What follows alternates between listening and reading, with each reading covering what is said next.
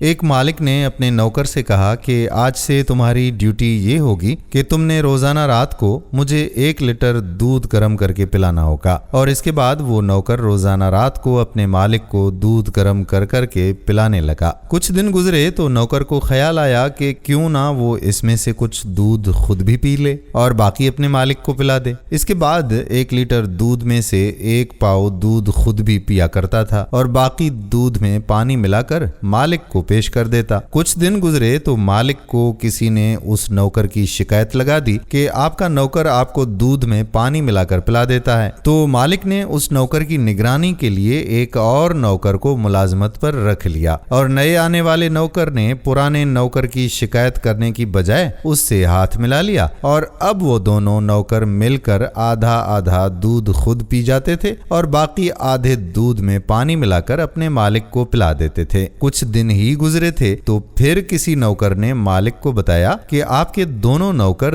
دودھ میں ہیرا پھیری کرتے رہتے ہیں۔ مالک نے تیسرے نوکر کو بلایا اور اسے کہا کہ اب سے تمہاری ڈیوٹی یہ ہے کہ تم نے ان دونوں ملازموں پر نظر رکھنی ہے، اور اگر یہ دونوں دودھ میں ہیرا پھیری کریں تو تم نے مجھے آ کر بتانا ہے۔ جب تیسرے نوکر نے پہلے دونوں نوکروں کی طریقہ واردات دیکھی تو اس نے بھی اپنا حصہ ان سے مانگ لیا، اور اب وہ تینوں نوکر 3 پاؤ دودھ خود پی جاتے تھے اور چوتھا پاؤ دودھ میں پانی ملا کر مالک کو پلا دیا کرتے تھے۔ پانی والا دودھ پی کر مالک کی طبیعت ہی خراب ہونے لگی اور اسے احساس ہوا کہ اس کے تینوں نوکر اس کے ساتھ دھوکہ کرنے میں مصروف ہیں، تو اس نے ان تینوں نوکروں کی نگرانی کے لیے ایک چوتھے نوکر کو ملازمت دے دی اور اسے یہ ہدایات جاری کر دیں کہ وہ ان تینوں نوکروں کی نگرانی کرے، اور اگر ان میں سے کوئی بھی دودھ کی مقدار کے ساتھ چھیڑ چھاڑ کرے تو وہ اسے اطلاع کر دے۔ لیکن وہ چوتھا نوکر بھی پہلے نوکر کی طرح اپنے مالک کو بتانے کی بجائے وہ خود بھی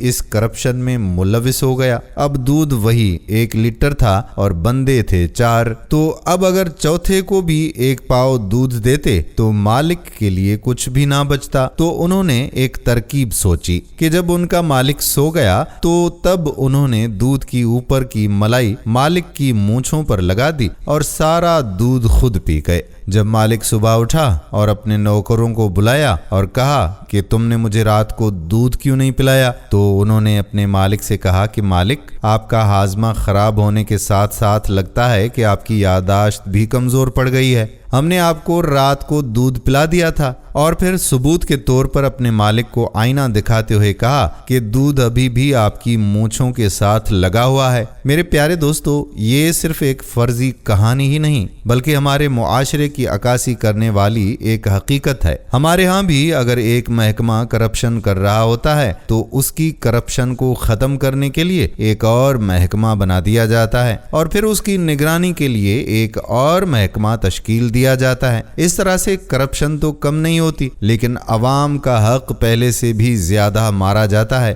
کرپشن صرف ایک ہی صورت میں ختم ہو سکتی ہے کہ جب ہر بندہ اپنا احتساب خود کرے اور یہ سوچے کہ ایک دن میں نے اپنے رب کے حضور پیش ہو کر اسے جواب دینا ہوگا۔ کرپشن ایک ایسا برا عمل ہے جس کے بارے میں ہمارے پیارے آقا حضرت محمد مصطفیٰ صلی اللہ علیہ وآلہ وسلم نے بھی کرپشن سے منع فرمایا ہے۔ ایک حدیث کا مفہوم ہے کہ رشوت دینے والا اور رشوت لینے والا دونوں جہنمی ہیں۔ ہم ویسے تو عاشق رسول ہونے کا دعویٰ کرتے پھرتے ہیں، لیکن اپنے نبی صلی اللہ علیہ وآلہ وسلم کی اس بات پر عمل نہیں کرتے۔ اللہ پاک سے دعا ہے کہ اللہ پاک ہمیں اور ہمارے اس پیارے ملک کو کرپشن جیسی گندگی سے محفوظ فرمائے، آمین۔ ہم امید کرتے ہیں کہ ہماری آج کی یہ ویڈیو آپ کو پسند آئی ہوگی اور اپنے دوستوں کے ساتھ اسے شیئر بھی ضرور کریں گے۔ ہاں، اگر آپ بھی کرپشن میں ملوث ہیں تو پھر تو آپ یقیناً اس ویڈیو کو شیئر نہیں کریں گے، لیکن اگر آپ کا من صاف ہے، نیت صاف ہے